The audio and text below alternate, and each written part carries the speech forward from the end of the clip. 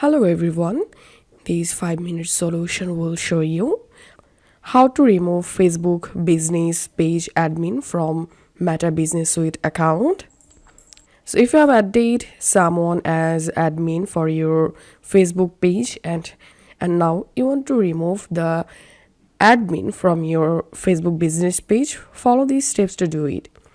First of all, open your Meta Business Suite and here make sure to select your business account to work with. And now click on settings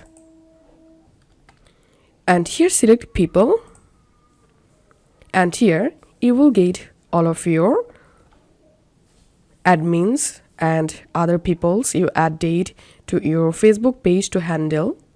Now just click on the user whom you want to remove and click on this three dot. And now click on remove from business account.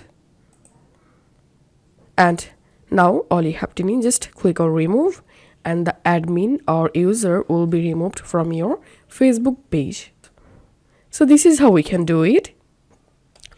If this video helped you out, please leave a like and leave a comment down below. Thank you for watching.